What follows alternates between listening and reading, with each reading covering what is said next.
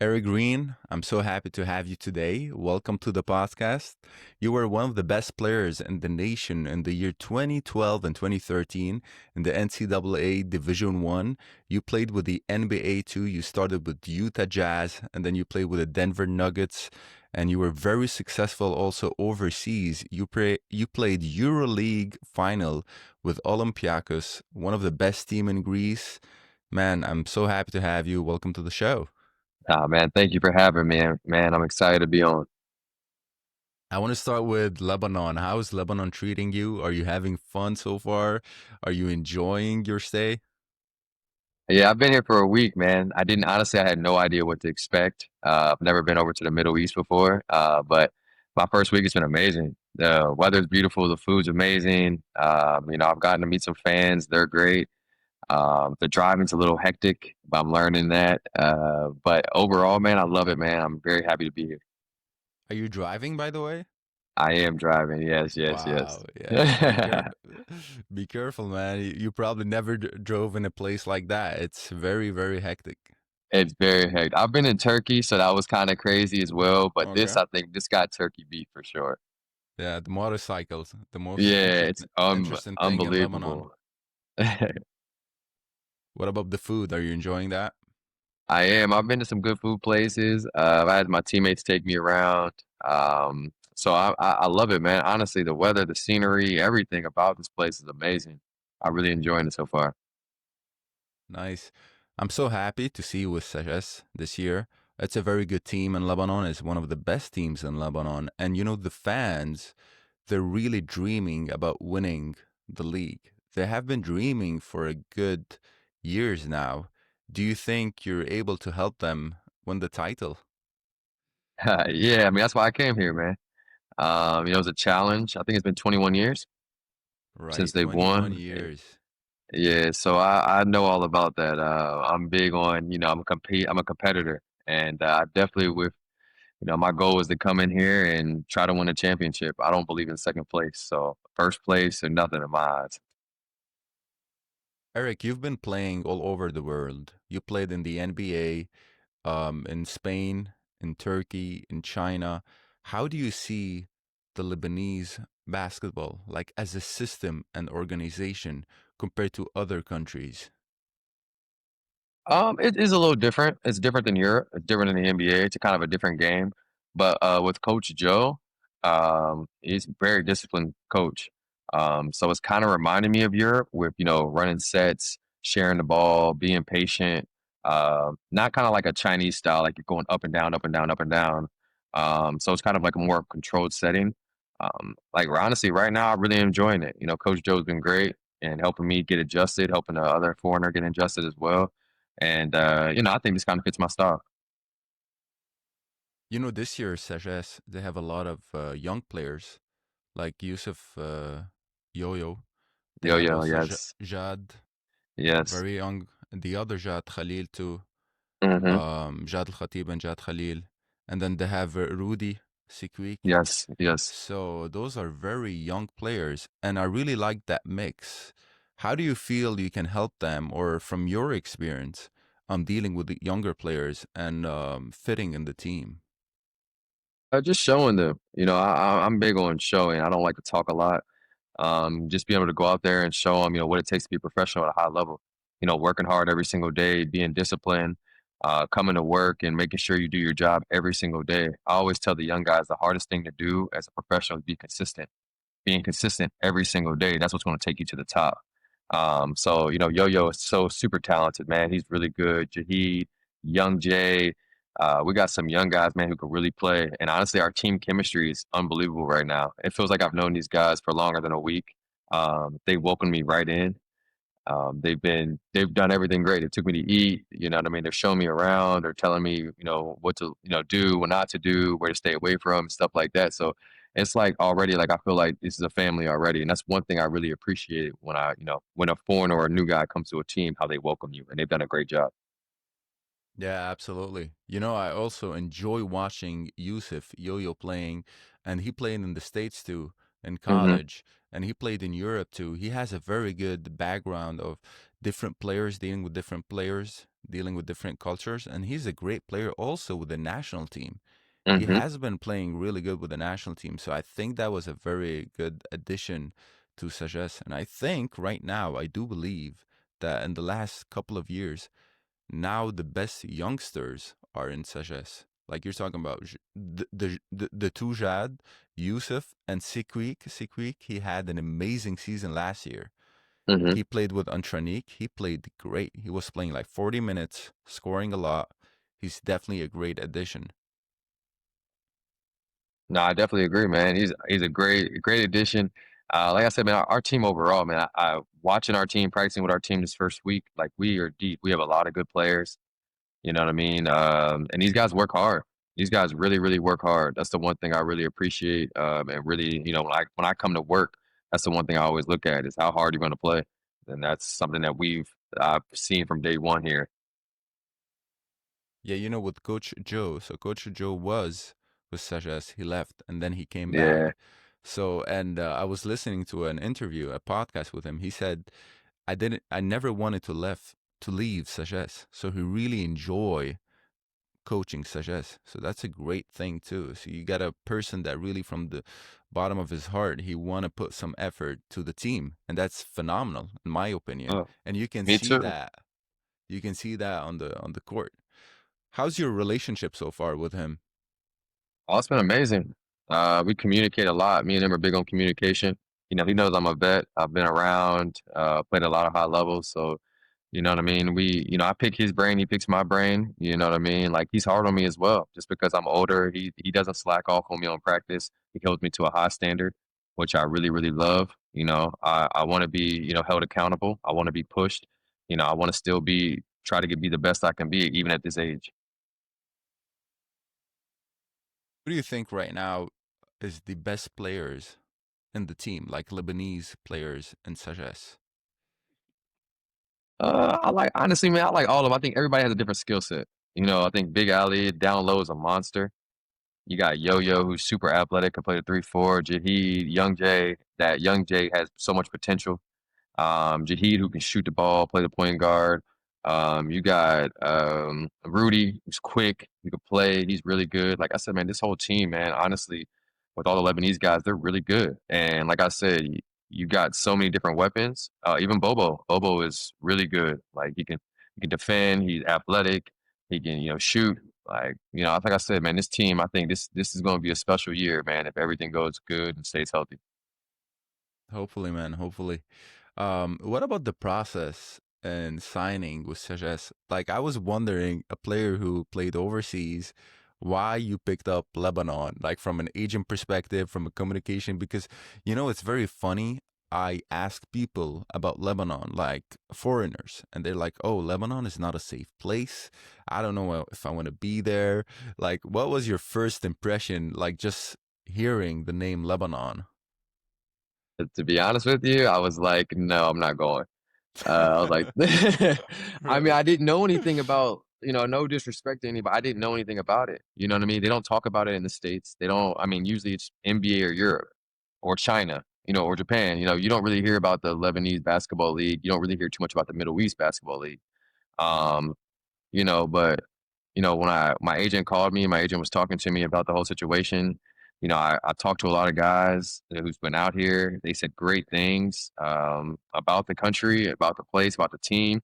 So, I did my homework. And honestly, just coming here, I honestly wanted something new. Europe's been cool. Europe's been fun. But, I don't know how many more years left I have. Hopefully, I can play till the wheels fall off. That's my goal. But I wanted a new challenge. And it was honestly, it really piqued my interest really when they said they haven't won in 21 years. Honestly, because I'm such a competitor, I compete at everything. Like it could be the smallest thing in the world, I'm going to try to beat you at. So, to come out here, I want to leave a legacy as well. That's big to me. Everywhere I've been in my career, I've left something, and my goal is to come here and win a championship and leave a legacy. That's my goal. Mm. I think the fans they will love that. They will absolutely love that. So you played all over the world. What was the best fan base? In which country and team? Um, Olympiakos and Fenerbahce, man, that fan base is unbelievable. Turkey, you have so many fans. You have millions and millions of fans. You're Fenerbahce fans. Olympiakos, either you're Olympiakos or you're Panathinaikos in Greece. So you got so many fans who respect both of those clubs, and the fan bases are unbelievable. Definitely at the games, they're unbelievable. Wait until you see Sagesse fans. I can't wait. I'm looking forward to it. I definitely am looking forward to it. Yeah, we were talking a little bit behind the scenes, and I was telling you how Sagesse, they have a school system, Hmm. and they also have like a college system. And I grew up also going to Sagesse school. So that was like basketball was everything there. Like we used to watch as kids basketball, and we grew up playing basketball, just mimicking and on the break time, mimicking like those pros playing with the first team. And we were just like dreaming about it. And it's actually a dream for the fans to make it. That's awesome. That's definitely awesome. Yeah, man. Tell me a little bit about your NBA experience because I've had a lot of people on my podcast, a lot of players from Pierre Jackson to Atermajok, a lot of players that made it to the NBA. But I do believe you're the only guy who made it far in the NBA. Like you were able to last in the NBA. Tell me a little bit your journey there in the NBA.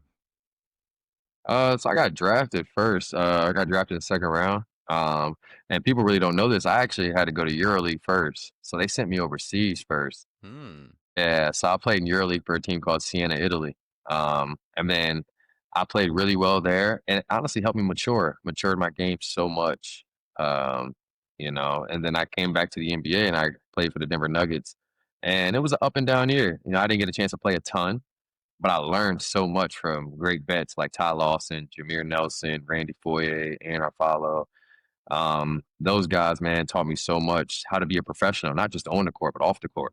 How to stay in the weight room, how to take care of yourself, how to eat right, how to make sure you get your proper rest. Don't be out all late night all the time. Stuff like that really helped me mature as a person. And then when I did get my chance to play, I actually had some good games playing in the NBA. Just competing, just getting better. And I think one of the coolest things I ever did was, before the games, I watched all the superstars. So if we played Steph Curry, I would Mm. watch his warm up and just try to like see what he's doing. How can I, implement that into my game? Even like watching LeBron in warm ups. Like these guys are there 3 hour, 4 hour before the game going crazy hard, like full out sweat in the weight room, lifting hard. Like you're like, yo, wow, I didn't even know you guys did all this. But that's the separation at that level where you see, you know what I mean? Like even on their days off, there's no day off. Like they're doing something like for their body. They're watching film, getting shots up. They're doing different stuff like that. So there was a lot I got a chance to learn, and it just didn't make me a better, on the court, but maybe better off the court too, because like I said, it made me more mature, and that really helped me being around that. Did you play against LeBron or Curry? I did. So I played against LeBron, Kobe, Curry. I played against them all, Kyrie. I have pictures all on my phone of it, actually in my basement as well. So it was an honor, man. It was an honor. Like my first time ever seeing Kobe, I was so starstruck, and I never get starstruck. I met a lot of famous people. I didn't even get starstruck with LeBron. I didn't even really, but Kobe was like seeing Kobe. I've never seen like his presence when he walks on the court. How everybody just pulls their phone out. How all eyes go straight to him, and like he's just one of one. Like I've never seen something like that.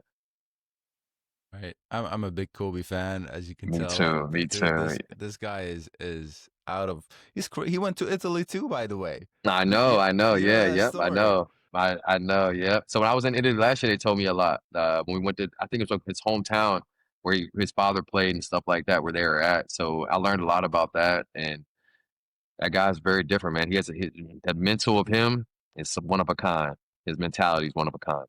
Right. Who was the hardest player to like play against? Kobe? For me, it was Kurt. I didn't really guard Kobe, so that was really for me guarding wise. We'll probably say Chris Paul. Yeah. It was, I mean, there's nothing you can. He can go right, left, floater. He's strong. Like he can shoot. Pick and roll is unbelievable. His pace, like you can't speed him up. Even if you try to speed him up, you can't. Like he just plays at his own space, his own speed. And he's so smart. Like he knows the defense. He knows where you're going to be. Like he's always one step ahead of you. So for me personally, like guarding him guarding Kyrie was really hard too. He's so shifty, coming downhill on you, like you can't stay in front of him. He has so many moves. Like even if you stop one, he has a counter. You stop that, he has another counter. It's like, all right, there's nothing you can really. You just got to hope he misses. Right. And you played against Curry, right? That's what you were Yeah, saying. Curry. Yeah, I was playing against Curry. I got to chase him around a lot. That's one thing that I recommend to people. Like, wow, that's a very hard task. Because even if you're like a second late, even if you're there, like, all it's still the ball's going in the air. Like he can shoot from anywhere. He can shoot from what I mean? Coming off screens, pin downs, whatever. If you jump, pump fake, he can still get his shot off. It doesn't matter. And his pace when he's coming off screens, I've learned that from him too. I'm really good at coming off screens. Just taking your time, being patient. You know what I mean? Never rush. And that's one thing I learned from him. Like, just be patient. Like, you know what I mean? Like, set your defender up. Make sure you get a good, get your shot off and stuff like that. So, getting to watch these guys, be around these guys, you learn a lot. Yeah, this guy is super quick too, and he lifts very heavy in the gym. I Yes. was like, Yes. I was reading like a small article about him lifting the gym. Like he deadlifts like 400 pounds. He's small, but he's strong. Like people have no Yeah. idea like how strong he is. You have to be strong to take all that physicality, to take that bump every single night. Like that guy's very strong and he's very, very smart on the court. Hmm. Which year did you play in Greece? I think it was a 2000 15, 16 year. We went to the Okay. championship and lost to Fenerbahce in the championship in the Euroleague. So that was an experience. I got to play with Vasilis Vanoulis, one of the all-time greats in Europe, and that was amazing to learn from him. So being around him every day, how to play the pick and roll, how to, conduct yourself as a pro. Like before games, there was no laughing, there's no talking. You know what I mean? Like we're here to win. It's a job. Like, you know what I mean? So every day, practice. We got to win the practice. Like get better. It's never stay the same. And that was the one thing I loved about him. He didn't care if he scored 15 points. He didn't care if he scored 4 points.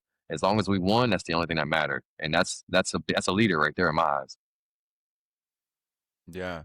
Like EuroLeague compared to the NBA, which one is definitely the NBA is the first league in the world, right? We all know there's Yeah. the most money in it, but how do you see EuroLeague? I've heard a lot of people telling me and players that EuroLeague is more it's still very good level, but they don't show off. It's more like strip basketball. They focus on tactics and strategies. NBA is more like a show off league. You have Yeah. more like dunks and those kind of stuff. You don't see any of that in Europe. And one player told me that European basketball is just boring to watch as a fan base.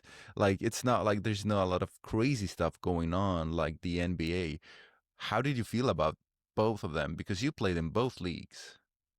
Yeah, I think NBA is more of a business. It's an entertainment. You know what I mean? Like when you're in the NBA, like okay, you can lose 5 or 6 games. Say if you lose 5 or 6 games in a row, like it's like okay, it's on to the next one because you have so many games. You have 82 games. Where in Europe is every game is must win. Like you want to win every single game. The scores are like in the 70s, sometimes 80s. You know what I mean? You're not in NBA. You're getting to 100s, 120s. In Europe, it's very more slow down. They want to run their offense, execute it. Every possession matters. Um, we share the ball till we get to the right shot we want. There's no. We play defense too. It's a lot of defense. Very defensive oriented. So the game's totally different. But I really love European basketball. It's basketball. It's the right way to play. You're making an extra pass. You're playing team defense. Like every possession matters. So you have to be focused, and you have to have a high IQ to play in Europe. I feel like to play at those top teams, you have to understand the game, know the game. You know what I mean, and to be able to perform at that high level, you have to know what's going on. So you played in the NBA and in Europe, and probably those two places you were like a good player. But now going to Lebanon, you probably you are the best player on the team, or probably the best experienced player on the team. How do you transition that to players? It's not like you're in a place where there's also very good foreigners, also great players. Like you know that your experience is the exact same thing. Maybe they're a little bit better, and they push you to play better, but now you're in Lebanon, it's where you have to influence those other players and those young kids right now. How do you see that as a role? Do you put like pressure on yourself? Do you have to do that, or you just like play your game and they have to get impacted or get influenced by what you're doing? Honestly, for me, is I'm big on leading, as in I'm gonna show you what I'm gonna do. So I'm gonna go out there and play hard. And if your best player is playing hard and your best player is diving on the floor, your best player is trying to win every single drill and do every single thing, then I would you want everybody else to follow you. You want the same thing. I know a lot of Americans come over, and want to just score, score, score, and be that type of guy, but that's not who I am. I'm here to win. I'm here to make people around me better. I want to get these guys better every single day. I want to hold them to a high standard like I hold myself. That's big to me. I always say this is not an individual sport, it's a team sport. So, yeah, I can go out there and, you know, do what I need to do, but I also need the guys with me to be able to do that as well. But I really think this year is going to be special because we have a lot of good pieces and it's going to be a good team. Mm. All right, let's do some Q&As. We have a lot of questions, so I'm going to spend a Okay. good amount of time. Fans are very excited for you, man. And yeah. So let's start with the first question. Um, so someone is asking you, will you protect? That's something new. Also, you have to know the Green Castle. So Sagesse, they go by the Green Castle. So hmm they're asking you, will you do your best to protect the Green Castle? Course. I mean, that's our home court as our fans. We want to win. That's the one I always say home games we should win. You're at home. You should never lose. So with our family with us, as in the fans, rooting for us and doing all that, we want to protect the Green Castle and we want to win as much as we can there at home and keep representing. There's another question that someone is asking, what is your role in Sagesse? Like, are you a scorer? Are you here to, like, what is exactly your role? Like, what is Coach Joe telling you to do on the court when you step in? First and foremost is lead by example, lead. So that's first and foremost. And second is of course scoring. You know what I mean? But my only goal is to win. Like I said, I didn't come here to be the scoring title champion. I didn't come here to, go average 50 a night. That's not who I am. I'm here to win. I'm going to do my job as in, score, make shots, make players better. You know what I mean? Play the right way. So that's what I'm going to do. Mm. There's a question also, who was the veteran that taught you a lot of stuff in your career, like directly, was in contact with you? Oh, that's a good question. Because I've honestly, throughout my career, I would have to say my first bet was Jameer Nelson. That was like my first bet getting to the NBA. Like someone who really like sat me down was like, "Hey, look, this is what you need to be doing." Like a quick story. I got our practice was at like 10 o'clock. I got there at like 9 o'clock. He was already in a full sweat. Like he was sitting down doing stuff. I'm like, "Yo, what are you doing, old man?" And he's older. This is the end of his career. He's probably like 36, 30. At the end of his career. I'm like, "What are you doing, man?" And he sat me. He was like, "Come here, sit down, young fella." He's like, "Why did you here an hour before practice?" I'm like, "Well, I'm gonna get my shots up." He's like, "No, you need to be here 2.5 hours before practice. Get your lifting, get your stretching in, get your breakfast, get your shots up, be a professional." That opened up my eyes. I'm like, wow, I'm 22, 23 years old. This guy's 36 years old. He's been in the NBA for a long, long time, NBA All-Star, everything. And he's still doing it. Like he showed me the right way. And that was one of probably my best bets. And then moving to Olympiakos, Europe, Spanulis, like, man, you can learn so much from that guy. The pick and roll, just the way he, every single day he approached practice, approached the games. That's why he's one of the best to ever do it in Europe. You know what I mean? So learning from these guys, man, I take that and I even try to implement that to here. Some of the young guys that ask me questions off the pick and roll, some of the young guys here that ask me questions, I try to give as much knowledge as I can so I can help them. You know, when you started in your early career in I do believe in the NBA, or you weren't playing really well, and then there's a year that you completely changed and your numbers went all the way up. Can you tell me a little bit about that transition? Just taking my job more serious, getting in the gym. before practice, after practice. You know what I mean? Like, I think people think, you're working hard in practice. Practice doesn't get you better. It's a team game. Of course, practice, you know what I mean? It's a team thing, but what you do outside of practice gets you better. And I learned, coming in early before practice, working on what I need to work on. If I'm not a great 3-point shooter, I need to work on that. So even staying in after practice, doing that, putting in extra work on my days off. I don't believe there's a day off. I don't believe you should have a day off, as in like you should do something. As in watch film, you should take care of your body, get some shots up, do something to, mean you should always be prepared every single day. Did you play in different positions throughout your journey? Yeah, my whole life I played point guard. My whole entire life I played point guard until I became a professional. They said I could score really well, so they moved me to the two. And so my whole professional career, I played the two. But since I was 5 years old till all the way through my college career, I played point guard. Mm. That's good to know. So you can fill in both Yeah, I could play both roles. situations, Yeah. but you're more comfortable on the two position. Yes, I loved it too. Yeah. All right.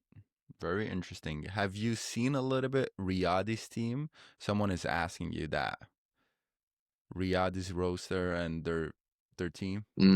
Honestly, I know one. I know two guys. Buba, Ivan.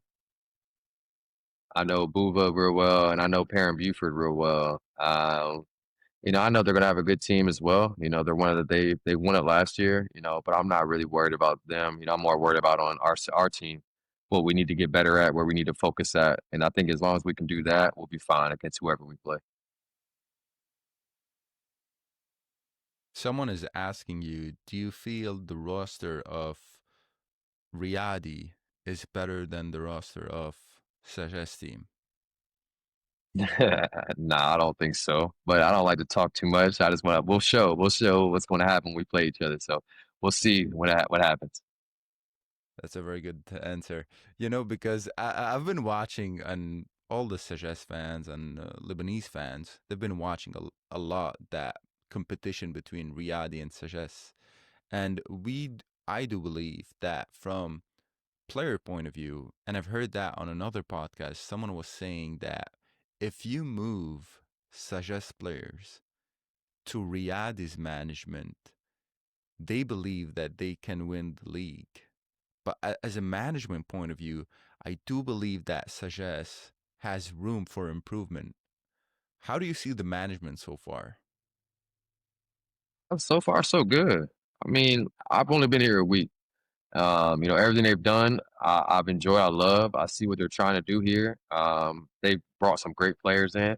I mean, in my eyes, they want to win. They're doing whatever it takes to win. They brought in some great players. They signed some great Lebanese guys. So, in my eyes, I think they're doing a good job. Again, at the end of the day, we could say all this stuff, but I think that we're going to show everybody. We're going to surprise a lot of people this year. Hmm. So someone is asking you, what was the lowest part in your career and how did you get over that hump? That's a great question. Lowest part of my career. You know what? I'll say getting cut from the NBA. That was hard. You know what I mean? Like, I'm not gonna lie, that was really hard. Because that was your dream. That's my dream since I was 5 years old when I first ever picked up a basketball, was to play in the NBA. So when I got Yeah. released after my second year, it was kind of like, oh man, like what am I gonna do now? I didn't really want to go back to Europe at the time, but I battled through that adversity. Kept working hard, and honestly, I went to Europe and made a big name for myself. And I didn't let one thing, bring me down. I overcame it, and I just kept my mental strong, and just wanted to keep proving people wrong that I can play at a high level. Right. There's a lot of people and players, even in the States, they consider like everything outside of the NBA. I don't know if you heard that. It's like semi-pro. It's not Yeah, pro. I've I heard think it. Yes, I've heard that it. that's not fair, man. What do you mean it's I agree. semi-pro? Like it's I like agree. there's EuroLeague, there's Division One, Yeah. elsewhere it's Yes. still pro. Like why you're considering that not professional? And then I was listening to a guy who was saying, yeah, I play semi-pro, and they asked him semi-pro where it was in EuroLeague. I'm like, that's not semi-pro. That's completely professional league. But I have that feeling that people don't know, like U.S. people or like anywhere, they don't know about like other leagues. Have you heard We like when don't. you were in the NBA? Have you heard of Yeah, Euroleague? Let's say. Have you heard of that? I I didn't. Well, honestly, I didn't hear of it because we're not in America. They don't really talk about that. They don't talk about Europe. They don't talk about China. They don't talk about Japan. Like it's NBA. You know what I mean? So like, but people, I think it's kind of a little bit of ignorance where like Europe is very high level. Guys from the NBA come to Europe and can't make it. You know what I mean? And I think Europe has such a great respect because there's a lot of Europeans that go from Europe and go straight to the NBA and are very successful. You know what I mean? I mean, look at that. Look at our NBA now. Some of the best players in the league are European, and they played in Europe. That's You know, crazy so that you yeah, haven't heard of EuroLeague when you were playing in the NBA. I know. But you remember back then, social media wasn't that big yet. Mm, 2013, it wasn't like it. Just Instagram was just starting to go up. You know what I mean? So now these people have access to everything. So now you hear about the Middle East. Now you can hear about Europe. You can hear about China, Japan. You can hear about all that stuff. Um, so it's cool. There's a lot of ways you can play basketball, and there's so many good players out here, man. There's only 500 players that can play in the NBA. You know what I mean? There's only a certain amount, but that doesn't mean you're not NBA worthy. There's a lot of guys in Europe that could play in the NBA, but there's not enough room, or they're making too much money overseas. So why go over to NBA, sit the bench where you could have a big role here and make a name for yourself? mm. All right. Eric, it was a pleasure talking to you, man. At the end of each podcast, I like to do a giveaway. We're giving a jersey of Sagesse jersey for anyone who subscribe, like, and comment to this video. And Erick Green will offer a jersey for any fan who support the channel. I want to say thank you, man, for being here, and thank you for your time. I know you're a busy guy and you're prepping for the season, so thank you for everything. And yeah.